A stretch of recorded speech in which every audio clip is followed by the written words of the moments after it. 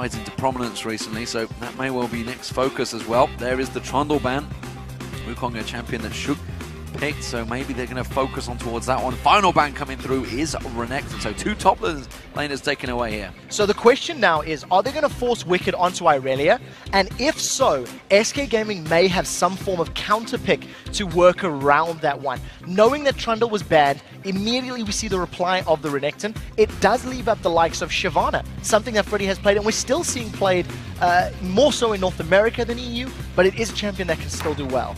Lulu picked in there. It may be on Nif, you know, and we've seen this a few times already today. It's sometimes locked in as that straight first pick mid laner, but it could be for Nif once again. So Nif ran it yesterday. It was first pick for Alliance. They immediately followed with Irelia and then Wukong. And Wukong is still up. Sivir is still up. Those champions that we've seen work for Alliance in the past are still available, so they may decide to go that route. Aatrox was played by Freddy last week. He is being hovered over, and we do see that Kayle locked in. So with Kayle being locked in, we've seen it in the hands of Countdown in the previous game in the mid lane.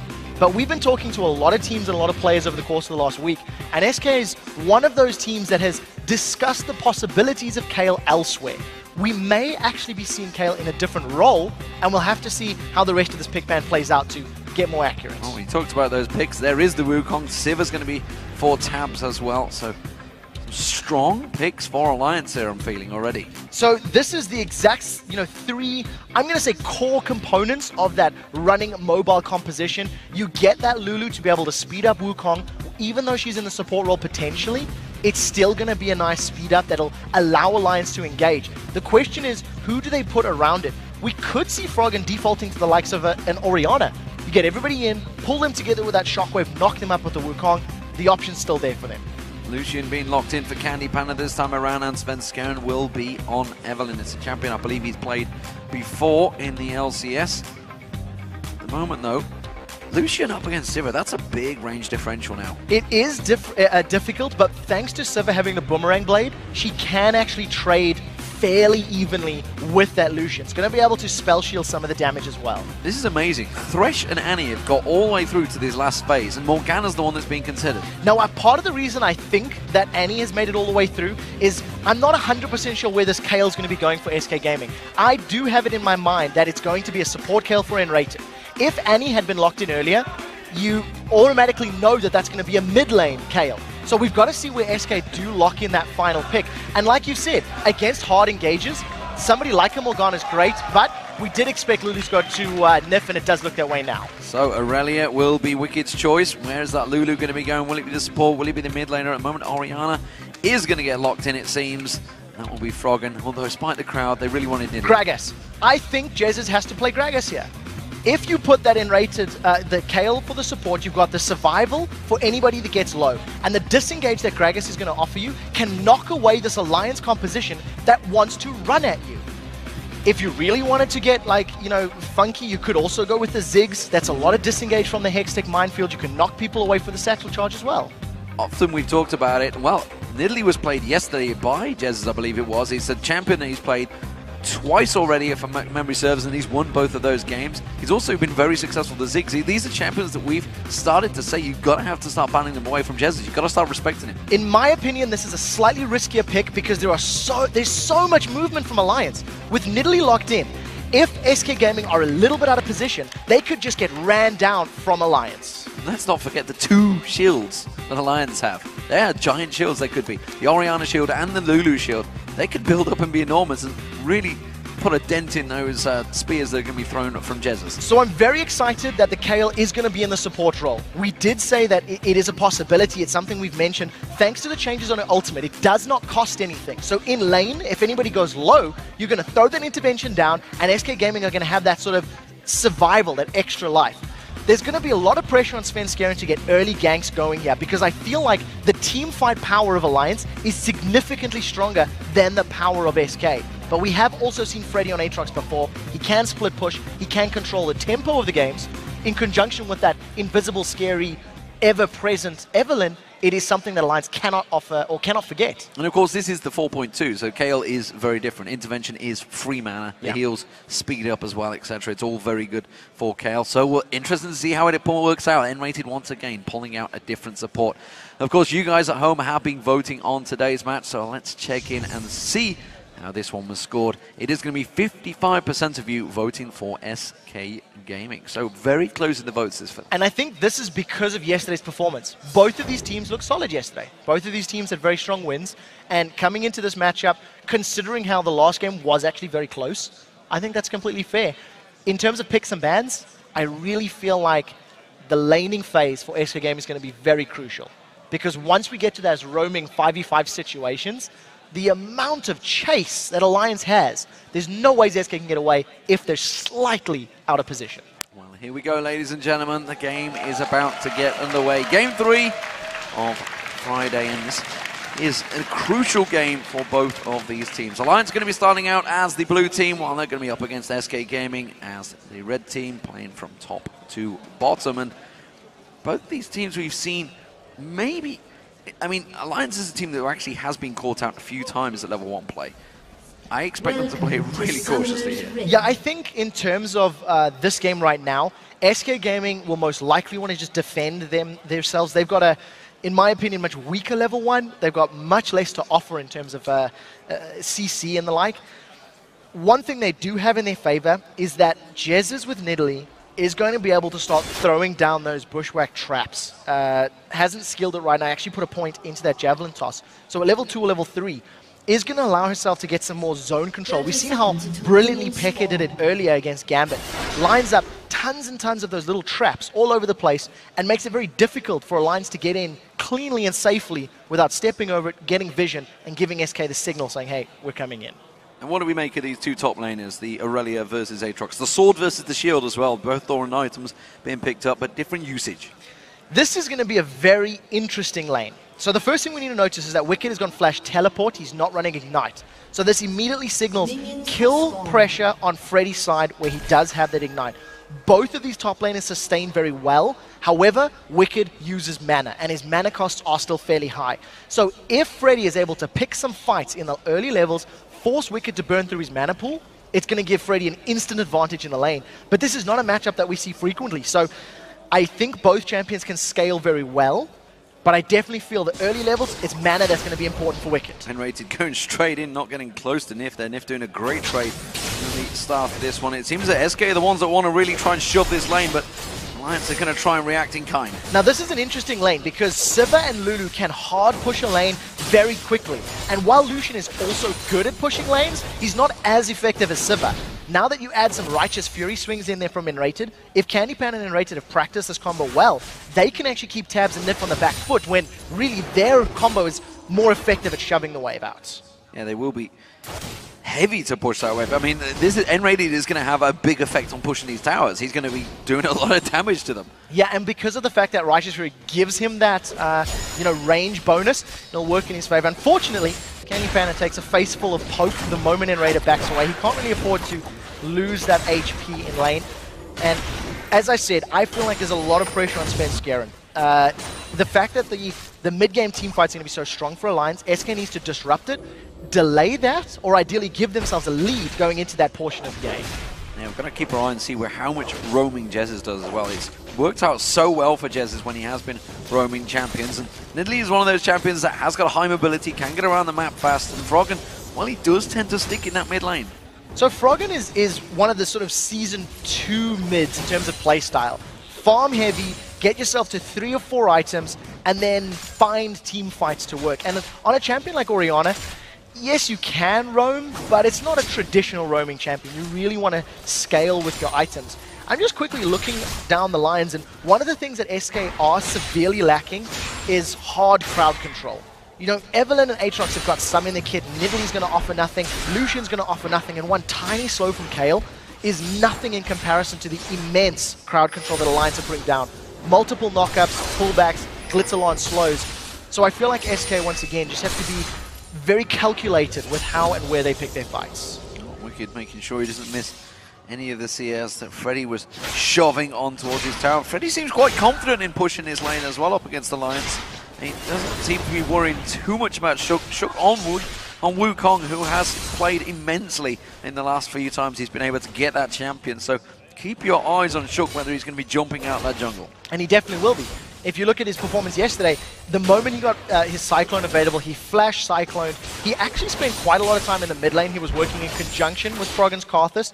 And you can do a similar sort of role with that Orianna. Get the Cyclone down, get the Shockwave, and really amplify the amount of time that the person is stuck there. And both of these junglers are much more effective at level 6. The moment Svenskeren gets Agony's Embrace and the moment Shook gets Cyclone, all of a sudden their junglers basically switch on in the game. Froggen's starting to develop a rather healthy lead in the top lane right now. In the mid lane, sorry, 38 to 22 CS, which is why we may be seeing Svenskeren starting to pay a little bit of attention towards his mid lane. Instead, he's heading up towards the top, and you know what, looking at Wicked, we've talked about this so many times on that Aurelia, it's actually pretty low on mana. Yeah, and that's the problem. Because Wicked is forced to use his abilities and burn through his resource bar, Freddy's got a little bit of an advantage here. I also think Wicked is playing very defensive. We haven't seen him getting any sort of damage on Aatrox, a little bit scared of the knock-up, the slow, and the very hard-hitting Bloodthirst Blood price that Freddy can put down. It's the first time we've seen him getting a good stun, and that was thanks to Freddy being in range of the turret, actually. Big gap still continuing. Froggen still got that 13 CS lead, and you know, this is actually one of those rivalries we've not really discussed a great deal of. Froggen and Jesus actually do not get on that well. No, they definitely do not. And we've heard both players being fairly outspoken about their opponents in the past. Yeah. And in terms of this matchup right now, Orianna's going to have the advantage thanks to the significantly better low-level wave clear. Command Attack and Dissonance is already applying a lot of poke and zoning to Jesus, and Jesus wants to get some mana regen from the likes of an Athene's and get his Cougar form before he can really, you know, clear waves quite quickly. So we expect Jesus to start closing that gap from level 6 onwards. Teleport from Wicked back in towards that top lane, has been back, went straight for a Sheen, first item back. Very aggressive stuff there. Clearly going to go towards that Trinity Force, but a Sheen as the first item signals a bit of intent against Freddy there. Yeah, and what it also does is it allows Wicked to get additional mana, which is he's very starved with in the top lane, and it also gives him those little poke damages. Dash onto Freddy, get the Sheen proc in conjunction with some of your true damage, and then back away. And if you can keep just hammering him down a little bit with those procs, it works in your favor. Great Glitzer Lance from Nif, catching both Enrated and Candy Panda. Yeah, some great poke there, just didn't follow through from Tabs. The Boomerang Blade not quite landing on towards them, but it does force them back. It was Candy Panda starting to win out that CS battle down the bottom, but he is going to be the first to back away, which means it is going to be Tabs that will take the lead by the time he's got back to lane. One of the things that are really nice about having that Kayle in your lane is you forget her passive, the Holy Fervor. It actually reduces armor and magic resistance. So while he continues to auto-attack, it's splash damage on both Tabs and Nif, and shredding the resistances, making your combo hit harder in the early game. So it's a great start for Candy Panda and Enrated. They've got this unorthodox lane duo, and they were ahead on CS for a little bit until they recalled. But very importantly, they kept Tabs and Nif away from their tower, kept them on their side of the river, and it was calculated. They were never at risk of being ganked for this opening 6-7 minutes. Let's go and take a roam past. He's going to be going past the pink ward though, which you already see Jesus has passed. It's just in that bush there on your screens. So they will get spotted out. Of course, they will see it, which is why Nif was also heading in between them. This may actually be signaling some intent from SK Gaming themselves, and it was potentially a red buff invade they wanted to go for, but it was quickly spotted by Alliance. So I wonder if that was either just a warding mission or if that was the attempt to go for red. You can see that red has not spawned just yet for Alliance. SK got themselves in, got some pretty good vision. Now it's respawn, and take a look at this. We talked about Jesus roaming. He's already moving to help Svenskeren. The duo lane is coming up as well. So immediately, SK's got a numbers advantage. Alliance can't even challenge. They've lost their first buff. Good play from SK Gaming, going for that aggressive red buff invade, hit and run, and Svenskeren walks away without any danger from Alliance. So Shook slightly being outfoxed there by Svenskeren in the jungle. Yeah, it was really good play from SK, very calculated. They knew they wanted to challenge it. They knew they wanted to I want to say, I don't want to say shut down, but they wanted to try control Shook a little bit more. Considering how strong Shook was yesterday in Wukong, I think it's a very smart decision. In the top lane, Wicked's on Freddy. Oh, Freddy in all sorts of trouble. It has got that Bloodwell, remember, and it's going to be needed. And Wicked, well, he may be able to get on and get the stun here. You can see Freddy having to jump away from that one, so that passive is not available. Well, that was brilliant from Wicked. He just threw down his ultimate and the rest of his abilities, even without Ignite. That Sheen alone allowed him to stomp Freddy. I mean, that was completely one-sided. Freddy had his Bloodwell pop. It's now on cooldown for the next 4 minutes if memory serves. And he's going to be a little more careful. Shook is going in an arete. He's already popped it. He's going to go on towards him. He has got Cyclone available if he wants it. But the moment Svenskeren shows himself, they back away. They turn it back on him. They get the Cyclone. They get the Wild Growth. Svenskaren's going to burn down. But the intervention comes out. And now Shook's going to get zapped down by Candy Panda. Can he get a second? No. Tab flashes away there. And Nif is safe. And there you go. Support Kayle working out in its very first game. The intervention saves Svenskeren. Because SK were grouped up, they managed to get the heal down. And a great play from Candy Panda. Flashes in, piercing light, first blood. This has also opened up the Dragon. Nobody from Alliance is going to challenge. And you've also got to question the combination that they use. That Cyclone and the Wild Growth were almost at the same time, so the double pop-up didn't happen. No, they didn't stack their CC effectively. I think it was a little bit of panic mode from Alliance, not being on the same page. Now, Candy Panda is in a little bit, I thought they might have run on him, but Wild Growth and On the Hunt had already been thrown down, so Candy Panda gets away unscathed.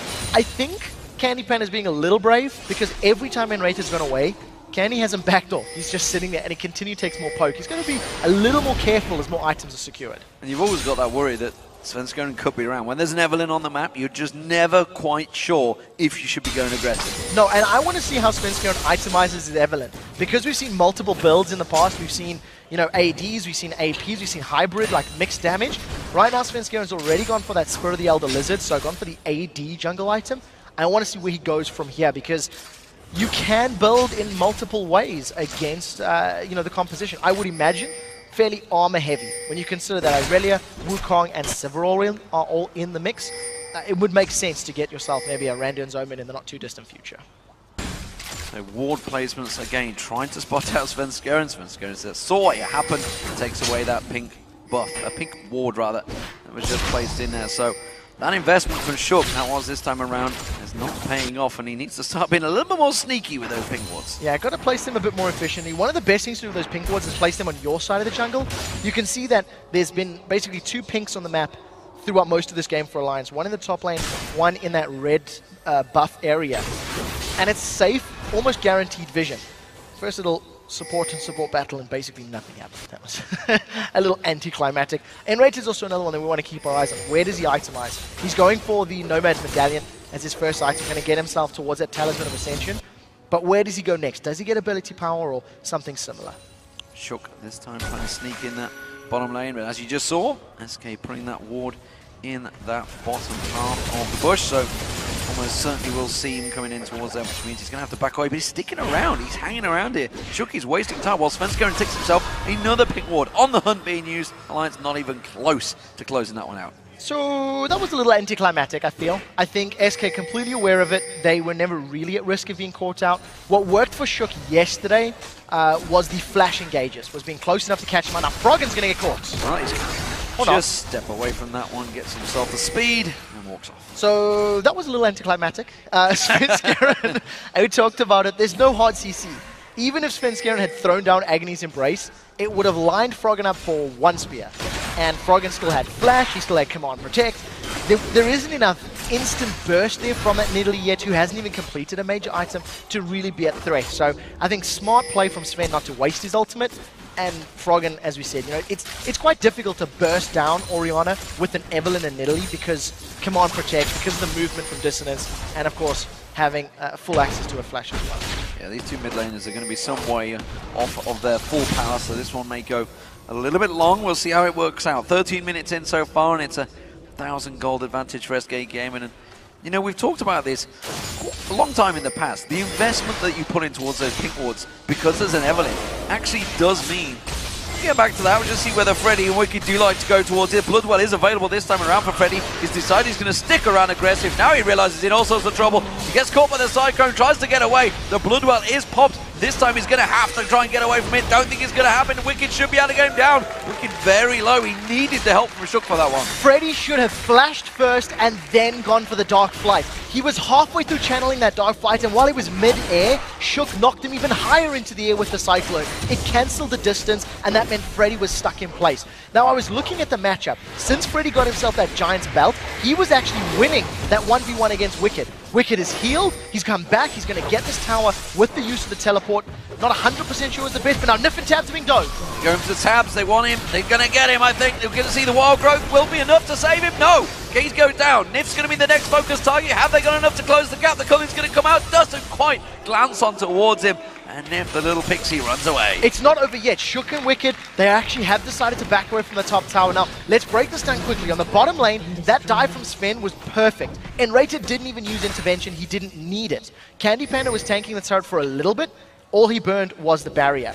If we go to the top lane, we did see that in the 1v1, Freddy with the Cutlass and the Giant's Belt was able to beat the Sheen and Phage of Wicked. Wicked has since upgraded that to a Trinity Force, so it's going to give him a little bit of a power spike, but I still feel like Freddy at level 10, almost hitting level 11, should be able to win those duels. Freddy just needs to be a little more cautious, popping the flash first and not allowing his Dark Flight to get interrupted, because Shook got himself a kill on the side of Alliance. Very aggressive stuff from Nif here, chasing him all the way up the lane, making sure he gets on towards him. Drops that wave down low enough that Tabs can clear it out. And in terms of CS, well, we can see it's still Candy Panda that's been dominating that lane in the early levels, as well as Froggen. He's winning out in that mid lane, 170 now to 143, so big advantage over Jesus. But no surprises there. Jesus is just going to continue throwing those spears. They've both got different jobs when it comes to team fights. Yeah, very different indeed. Froggen needs to wait. Oh, Nif completely caught out here. This time Svenskeren will close on towards him and get himself a very easy kill. I said Nif was being a little over-aggressive early on, and they made him pay. Candy Panda actually used his flash to try to get the last hit, didn't secure it, so Summoner Spell is down. With Nif being dead and with 15 seconds on Dragon, SK Gaming should be able to challenge if they group up very quickly. I think part of the reason they did that tower dive earlier was to try and get all of that vision. You can see right in the lane, right now where Wukong is standing, I believe he's clearing a ward out as well as Dragon's getting ready to spawn. We do see Wicked actually heading down here already. He's got a long way ahead of Freddy. Does this mean Jez is going to step away? Shook's going to get caught out. Maybe no, Svenskeren can't catch on towards him.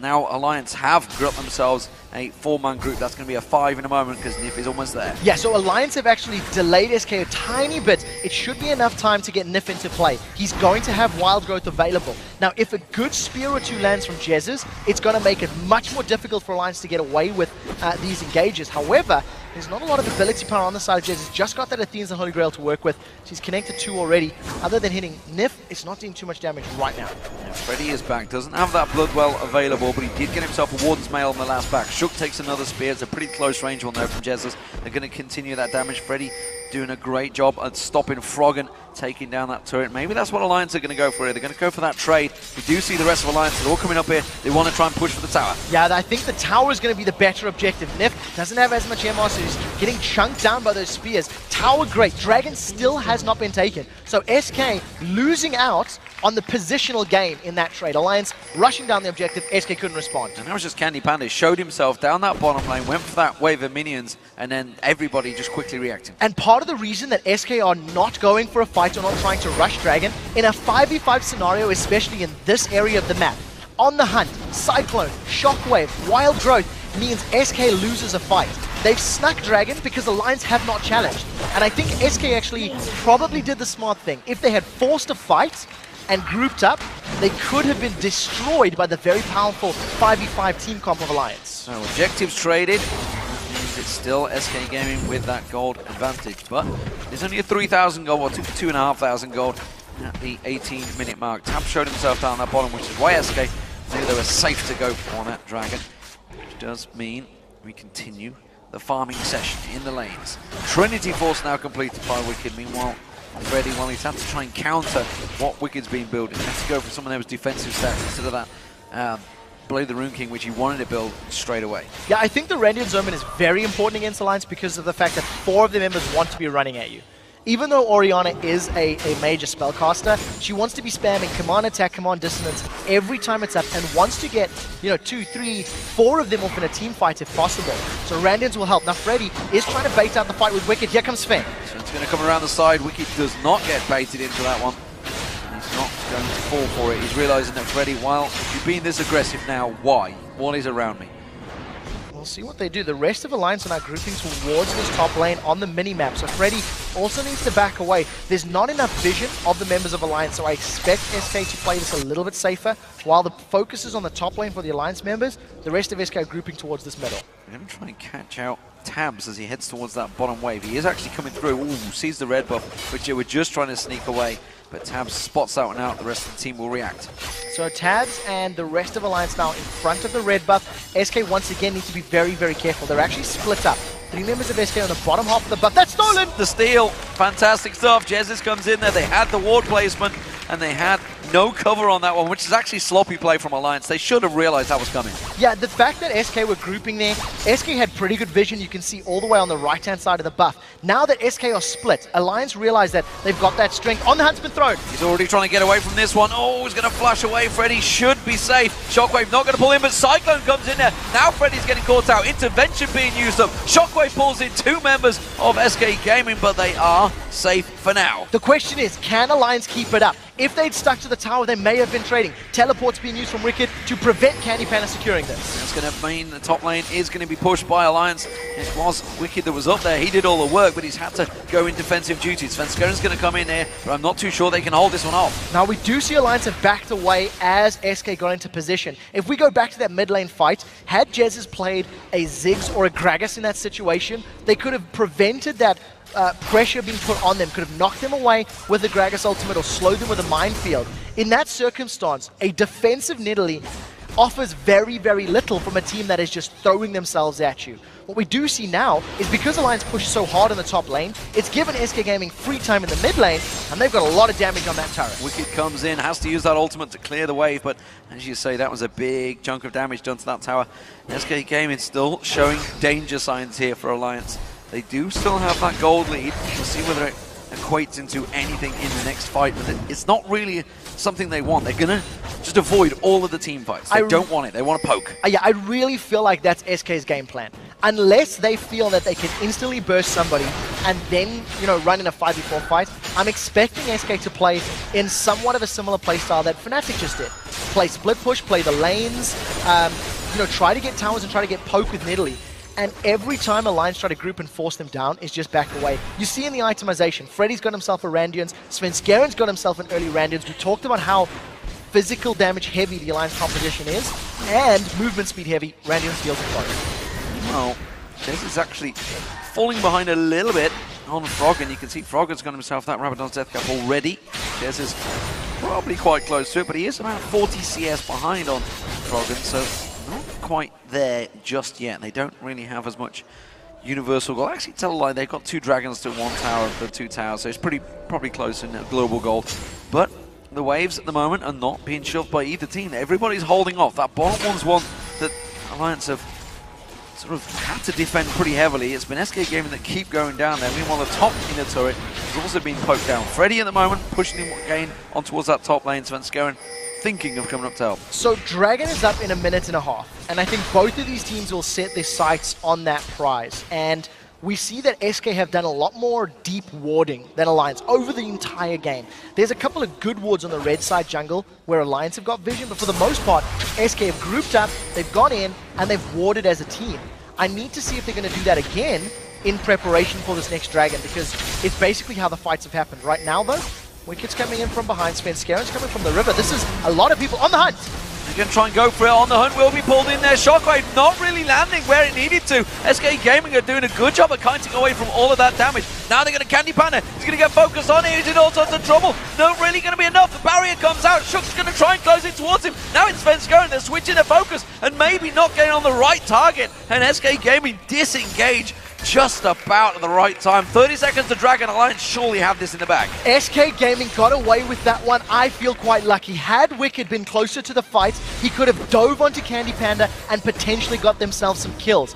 Because of the fact that Alliance threw everything at SK and didn't stack their own ultimates effectively enough, it didn't hold them in place. Tabs is pushing the bottom lane while the rest of SK are in the middle. But look at that.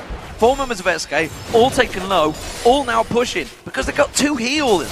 They've got big heals coming out from Nidalee and Kayle, and it is working, and they've just shoved back in towards that mid lane. We saw, of course, the bottom lane turret going down. Tabs is going to take that one, but Tabs is all off on his own right now, and SK going for Dragon. It goes a step further than that. Not only do they have the heal of Nidalee and the heal of Kayle, you've got Aatrox with built-in sustain and lifesteal, and a Bloodthirster on Candy Panda. So they get themselves back up to full health very, very quickly. And once again, allowing SK to play the map game. They push the middle lane down, force the Alliance to respond, and SK have started Dragon. They should be aware the ultimates are not up for Alliance, and that's why they're forcing this fight. The cull-in on Wicked, on the hunt, not up for Tabs either. They are actually stepping away from the Dragon here. They should be finishing this one off as quick as possible. Cyclone is back up, Shockwave is back up, but Alliance, they're backing away from this one. Freddy's going to draw them in. It's a 3-man Shockwave. Freddy gets the intervention on him. Cyclone lands on 4 members of SK Gaming, but they've already managed to take Shook down. Now they're chosen on towards Nif and Wicked. They are all low. Tabs is going to get focused off. He may well get Spence going down. The heal! The Glitter Lance comes out. The heal lands out there from Jesus, and Froggen can't get close enough. He's going to continue chasing, but he will be running into spears, and that was a Dragon and a kill for SK Gaming. But look at Wicked. He's taking advantage. He's trying to shove that mid. Somebody give Freddy a noddy badge, because he held 4 members of Alliance at bay. He held them back, prevented them getting involved in that fight. Even though there was a 3-man Shockwave and a 4-man knockup, it didn't mean a thing for Alliance because they weren't stacked together. It wasn't at the same time, and Freddy was zoning them out. Freddy's Bloodwell didn't even get popped during the course of that whole fight. That was brilliant play. I think me and the rest of the world don't understand what a noddy badge is, maybe. A gold star. A gold star, that's more like it. But I'm sure in Africa, someone somewhere's like, I know what you mean, Trevor. I know exactly what you're saying. Let's check this fight. So the things that you want to watch for, take a look at Freddy. He's in the middle of the entire Alliance team, even going through the stun. Wicked does not dive the back line. Wicked sticks onto Freddy, and he's forced so low by Freddy that Wicked zoned away from the fight. Even though the Cyclone got thrown on SK's back line, it was to no avail. Tabs was not landing auto attack damage, Froggen couldn't get more spells off, and the heal from Jesus keeps Svenskeren alive. Just perfect play from SK. They realized the ultimates from Alliance weren't there, which is why they started it early, and then they dealt with the individual ultimates perfectly as well. Well, SK Gaming have still contained themselves with that 3,000 gold advantage. Very, very close still between these two teams. It's going to be interesting to see if Alliance can land all low combos. SK Gaming almost certainly will go down in a team fight. No doubt about it. A Cyclone, a Shockwave, like you say, with the wild growth, everything combined, definitely will get themselves a multiple kills on SK Gaming. However, SK Gaming, not interested in that, as you just saw. And with all those heals that control the intervention, they have really good single target savior, effectively. They can keep someone alive for a long time. And if that's Freddy, who's going to maybe build up a little bit tankier after this one, he wants to play the Rune King. We'll see how it goes. So one of the things that does work in SK's favor is that all of their champions are also fairly mobile. If Kayle heals herself, gets a speed boost. Lucian can dash. We can also see Nidalee, Evelynn, and Aatrox that can move around the map. So as long as SK are not way out of position and caught by surprise, they can dodge a lot. Now we've seen SK, they were trying to push the top lane while all that was going on. Tabs is solo pushing this bottom lane, and he's most likely going to get a lot of damage on this tower. Sven's coming in from the side. He may take it down here. Svenskeren will come in, but with the tower, is it going to be worth it? I'm not too sure. On the hunt's being used, but the culling just shreds him down, and Candy Panda gets a kill. The rest of Alliance were too late to get there. I think the call from Alliance was, go, go, go, we'll be there, and unfortunately, Tabs just needed to back off a tiny bit sooner. Missing the notes in that play, you might say. Absolutely, a sad song being used for him there, I feel. Spears coming out, who only went on towards the... I can never remember the damn name of it. It's the Decoy. The Decoy, that's the damn one. I was thinking Mimic for some reason of LeBlanc, but he's obviously not a female. He is a monkey. It's a slight difference. Slight difference. The one thing I still want to say is that SK cannot afford to get caught in the jungle or in an enclosed lane. If they're all group pushing a tower, say sieging a tower, for example, it's actually very difficult for SK to do that because they run the risk of being ran down. So we need to see how SK play the rest of this game. I'm still expecting to play like a 1-3-1 split push, or even a 1-4. Leave Freddy in the top lane and the rest of the team roaming. Well, Sunfire Cape's being built by Wicked now. The one concern for Alliance at the moment is while they are keeping up with the gold, they really have a very good team fight comp.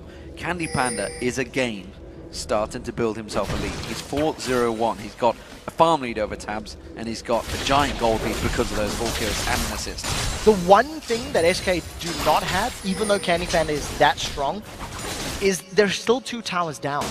They've got this very strong sort of poking, kiting composition, if I can call it that, but they're not actually getting map presence right now. Every time fights have happened, SK are running back, and it's allowing Alliance to get onto SK's towers. So SK need to find a way to get Candy Panda onto a tower, and it's very risky because, again, Alliance are so strong at running them down.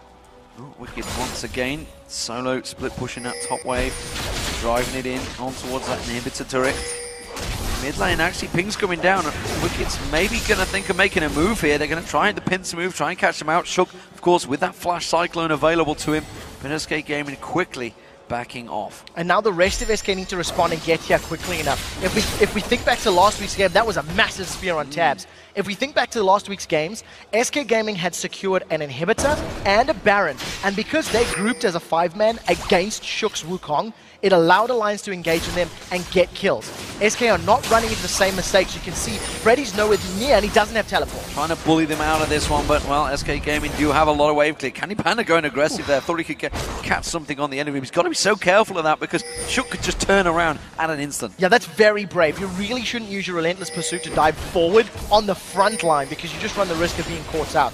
We do see those sweeping lenses, numerous of them on both of the teams trying to get some vision control. And now SK may have caught Tabs again. Svenskone's coming in there. He wants to get on towards him. Tabs having to use that on the hunt to try and get away. Does pop the ultimate actually as well, so Svenskone not quite catching him out there. They will take that red buff away, and that's going to force them to 1 man down. Can they continue pushing? Now they know on the hunt's not available, so this is a very big component of the team fights from Alliance. The spears from Jez's are now starting to hurt. How do SK respond to this mid lane push? They've left Candy Pan in the bottom lane, everybody else seems to be recalling, and they're going to try to defend. Yeah, quick distraction there from SK Gaming, doing a good job. Freddy, Svenskone and Jez is all defending off that mid lane, while the bottom lane you can see Candy Panda taking down turrets and continue pushing on here. He's not done yet, he's going for the inhib. And it's also going to be very difficult for Tabs to deal with Candy Panda in a 1v1 situation. I expect Tabs to just clear the wave and try to defend the tower. As you see him doing there, Candy Panda's also backed away. Yeah, no mana for Candy Panda, so doesn't want to stick around. He wouldn't really be able to dash away. It will be a dragon though, and going to continue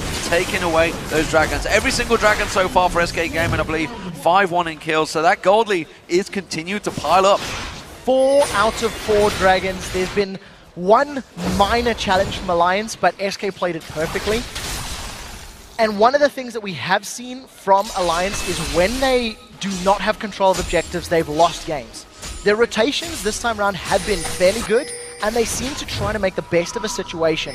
Earlier, when SK got a dragon, Alliance got a tower. But now that Alliance have pushed SK all the way back to those inner turrets, it's so much more difficult and so much more risky for Alliance to go for another tower when SK are trying to secure themselves a dragon.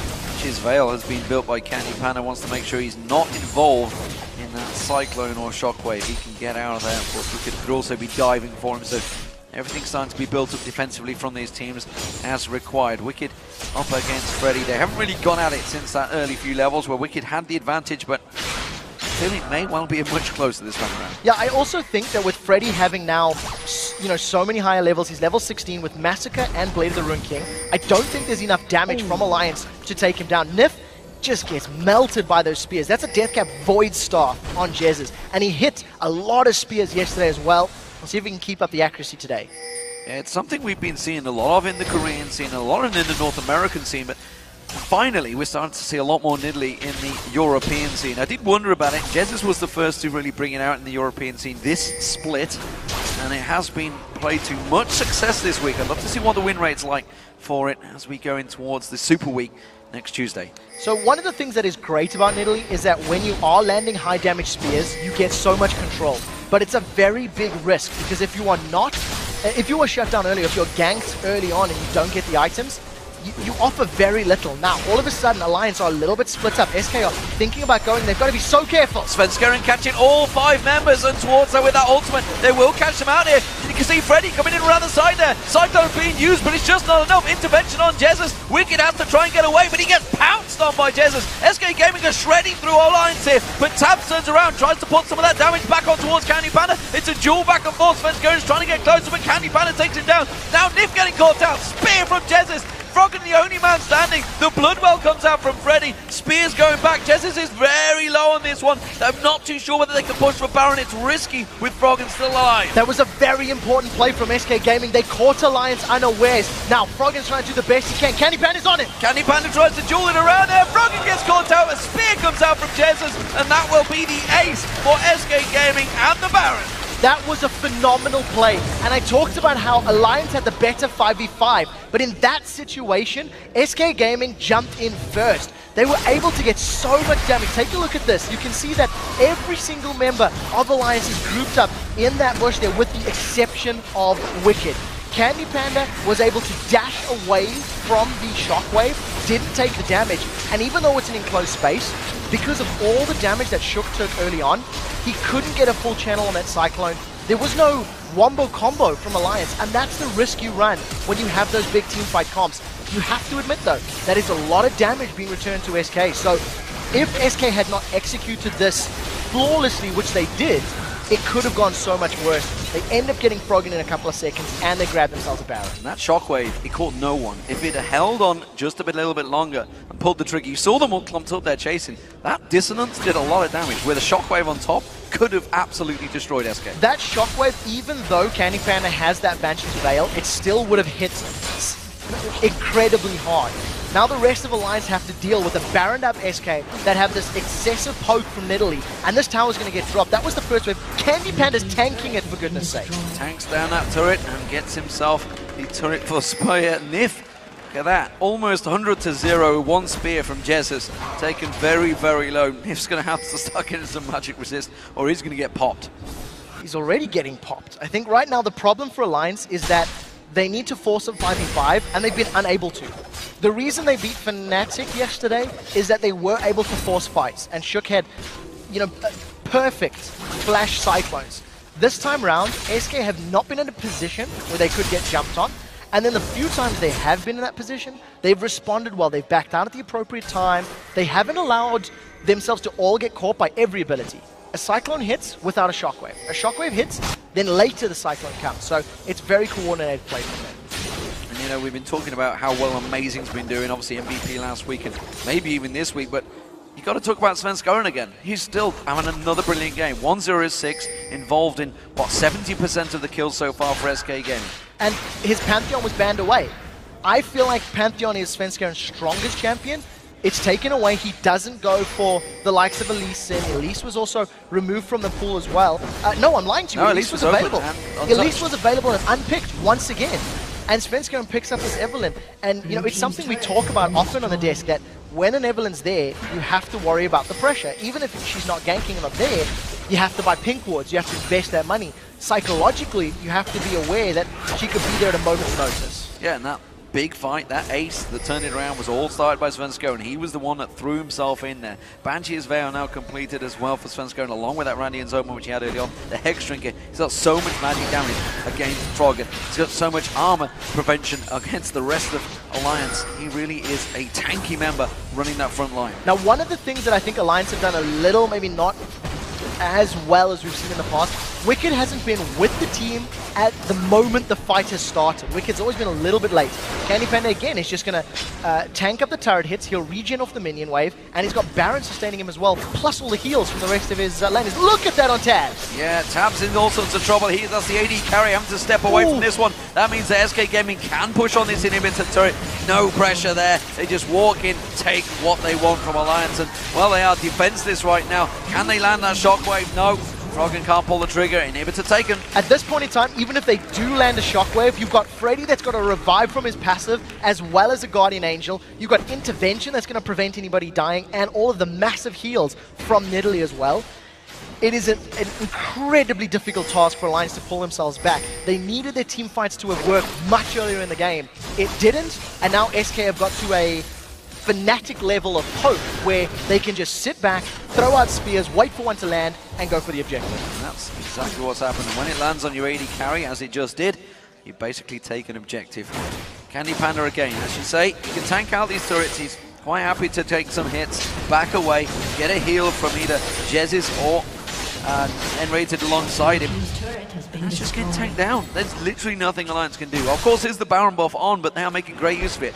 Wicked trying to split push. Goes down the bottom lane, gets himself that inner turret, and he's going to continue pushing. SK Gaming, though, all backing off. He's going to have to step away. So at this stage of time, N-rated has gone for a very utility-heavy build. He's got the coin, he's got Mikhail's Crucible for another heal on top of the heals I've already got, and when he casts his W, it's healing for 270 hit points, with the, of course, not counting in the intervention, which can also work in his favor.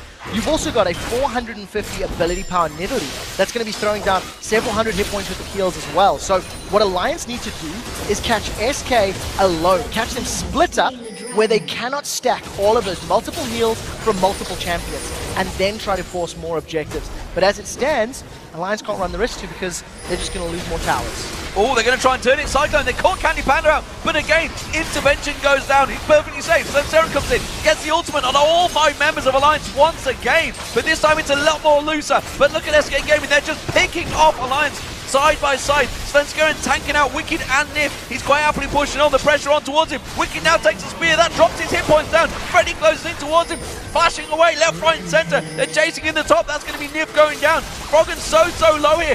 Candy Panda caught out singly, is it going to be enough? No, he's got the lifesteal and turns it back on. Guardian Angel from Wicked pops. He's going to respawn back in there. Can he get on Candy Panda? Candy Panda just hanging off the side and will back away.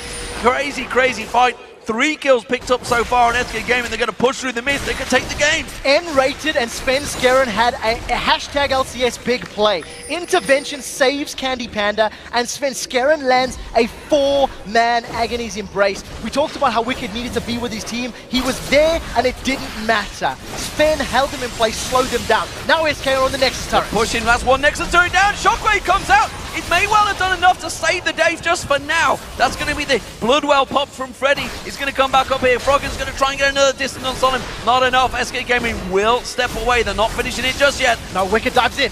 Or just in towards the culling. Not going to be enough. He will just back away from that one. So, let's take stock. Let's slow things down. SK Gaming, big advantage. 1 Nexus turret down. Now, if that fight had happened 20 minutes ago, Alliance would have got the kills.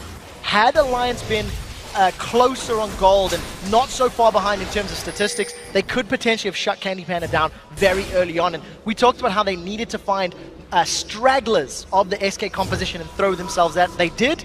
Unfortunately, there was just too many saves. That intervention was great. Also, with Freddy going down under the turret, it's actually the GA that gets popped first, and then the Bloodwell follows second. So he still had another revive, even if they'd stuck around. SK played it safe, backed out. Realistically, I'm going to expect him to challenge for Baron, and then go to close the game out. That's what it's going to be. The Baron just spawned up there, but Alliance are actually pushing, trying to go towards that mid lane. They're going to run headlong in towards SK Gaming. A freshly bought and paid for SK Gaming, who immediately, you see the Cullion pop straight away from Candy Panda, not really hitting anything. They're wild targets, but with a huge gold advantage, Alliance really are playing a risky game. They're going to pop the talents when the On The Hunt's going to go down there. They're catching on towards Freddy. Has got that Bloodwell available. May well have to use it, but coming in at the side. Svenskeren gets in there. Manages to get on towards Froggen. Froggen have to run away. The spear lands on him. Froggen goes down. You see Diff going down. We see Shook going down. Taps goes down. Alliance are falling left, right, center. SK Gaming just closing in to finish this game. SK Gaming have done it. They managed to keep their entire team alive. The Bloodwell from Freddy revives him in the fight, and even though Alliance managed to find a squishy-ish target, the heals, the survives, the revives, SK get 4, get the Nexus turret, they're on the Nexus. Great game from SK Gaming, continuing their dominance. 17 kills, 1 death. An impressive performance once again, and you just have it to give it to these guys. They formed as a brand new team, effectively, at the start of the spring split, and my God, teams really have to respect them now. You have to. If during picks and bans, I felt that Nidalee was a risky pick. I thought that was you needed to be even or ahead in order for that pick to work. SK Gaming hardly flinched. I don't even think Gragas or Ziggs was a consideration for them. They executed perfectly. They didn't get caught out. They didn't fall prey to the wombo combo. And once they hit that power spike, they started landing spears and winning team fight after team fight. Let's talk about some of the stats. You got a 5-0-6 Nidalee. You've got a 9-0-5 Candy Panda, a 2-0-9 for Svenskeren, and 0-0-13 Kale support. The only death given up on the champion that has a built-in revive So I'm incredibly disappointed with Freddy actually giving up that single death and avoiding the shutout, only the one. But phenomenal play. The lower level trades between him and Wicked's Aurelia went in Wicked's favor. But the moment Freddy got himself that Bilgewater Cutlass and the Giant's Belt, all of a sudden he was winning the trades. He was sort of setting the tone. And he just played such a great disruption tank. He kept all of the Lions focusing him in the mid-game team fights. And no longer 100% win rate for Aurelia in this split for Wicked, of course. So what do we make of this? I mean, Alliance, they played great yesterday against Fnatic. They completely dominated. Yes, but it was a Fnatic that was down. So the curse is definitely broken. They've gone 1-1 again this week. SK Gaming, though, are just continuing to pick up wins. SK Gaming is the strongest team in Europe at this exact moment in time. I'm going to go on record and say it. They are consistently impressing me. Their team comps, their play. The game they lost last week was their fault. Yeah. They made a bad call. This game, they won on their own heels. And Alliance didn't play bad. Alliance had a composition that needed to fight, that needed to get in there. SK never gave them the chance. And they are absolutely blowing my mind. Yeah, the Gambit team they lost to was, of course, the Subs. They've beaten Roccat twice already. And Roccat actually even said they're the only team that they really respect in the league right now. So SK Gaming, they are on a tear, and this is a fantastic turnaround for SK Gaming because you think of like how successful SK Gaming over the years has been in multiple games. SK Gaming now is starting to get a bit of a dominant team in Europe. This is good. They really are, and it's in part, actually, I would say the majority of it is because of their map control. I think they play objectives absolutely impeccably. They have the level of objective and tower control that Fnatic had in the opening 3 weeks of the split. They rotate well, they grab them. The one thing that I think teams need to try find a ways to disrupt their laning phase. SK Gaming as a team never lose the laning phase. They will always gain advantages or go completely even and then out-rotate you in the mid-game. And I think opponents need to figure out a way to disrupt them, get in their faces and really ruffle their feathers. And that double heal comp, it seems to work out. Double revive, everything you need really. We're going to take a quick break, and when we return, Shocks and Official.